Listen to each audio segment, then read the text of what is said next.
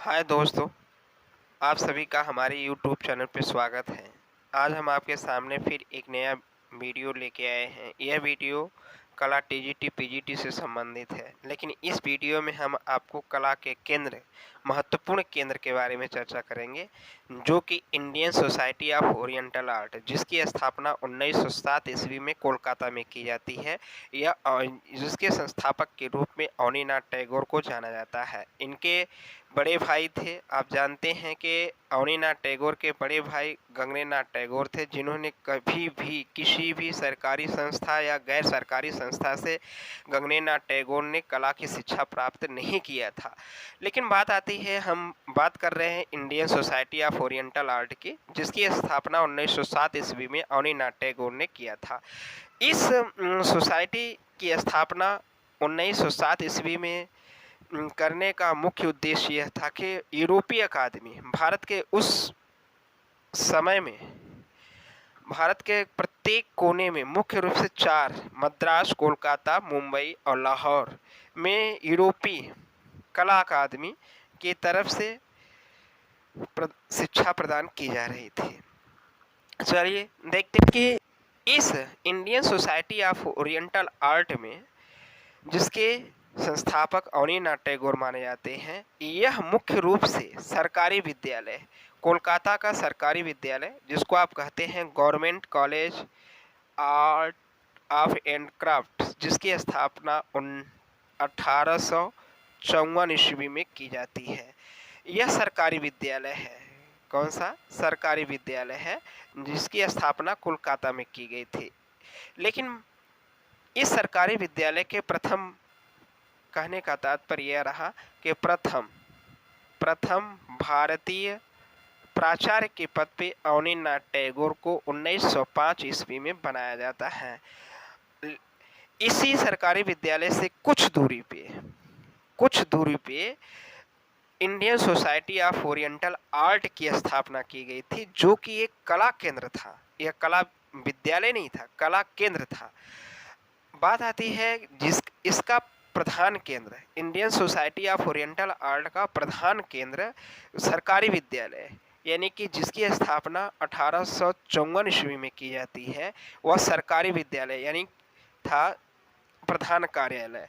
Indian society of oriental art की मुख्य उद्देश्य यूरोपीय पद्धति यानी यूरोपीय शिक्षा को मुक्त कराना था। आप जानते हैं कि भारत में मुख्य रूप से चार जगह, आपका मद्रास, कोलकाता, मुंबई, लाहौर में चार स्थानों पे मुख्य रूप से कला की शिक्षा प्रदान की जा रही थी। लेकिन यह जो कला शिक्षा प्रदान की जा रही थी, यह रॉयल अकादमी लंदन की तरफ से, यानी कि रॉयल अकादमी लंदन की तरफ से प्रकाशित की जा रही थी, शिक्षा दी जा रही थी। इस Indian society of oriental art में कुल, जब यह स्थापना होती है तो कुल इनमें 35 सदस्य थे, जिनमें से 30, आपको ध्यान रखना है, जिनमें से 30 विदेशी थे और 5 भारतीय थे। कहा जाता है Indian society of oriental art के प्रथम अध्यक्ष के रूप में लॉर्ड किचनर, याद रखेंगे, लॉर्ड किचनर, और सचिव के रूप में अवनीनाथ टैगोर को बनाया जाता है।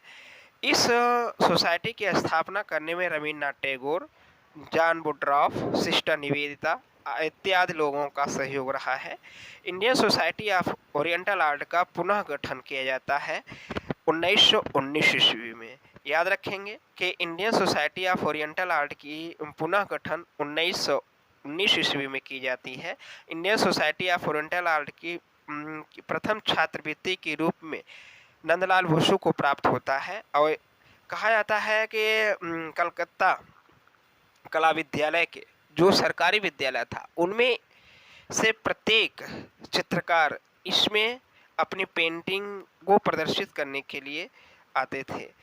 इस सोसाइटी की प्रथम प्रदर्शनी 1908 ईस्वी में की जाती है। कहने का तात्पर्य Indian society of oriental art में पहली प्रदर्शनी 1908 ईस्वी में की जाती है, जिनमें से गवर्नमेंट स्कूल ऑफ आर्ट के सभी छात्र थे।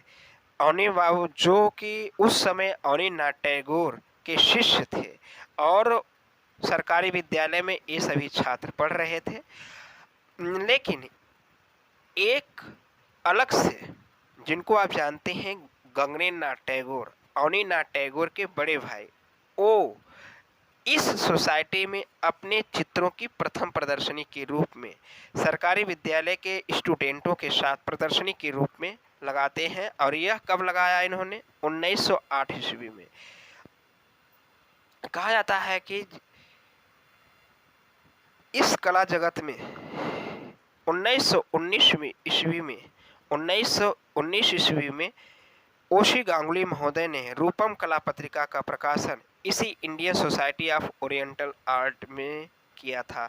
यानी कहने का तात्पर्य यह रहा कि रूपम कला पत्रिका का प्रकाशन Indian society of oriental art से किया जाता था, जिसके महत्वपूर्ण संपादक के रूप में ओशी गांगुली महोदय जाने जाते हैं। रूपम कला पत्रिका का संपादन 1919 ईस्वी में किया गया। वीडियो आपको कैसा लगा कमेंट करके जरूर बताएं। बहुत बहुत धन्यवाद।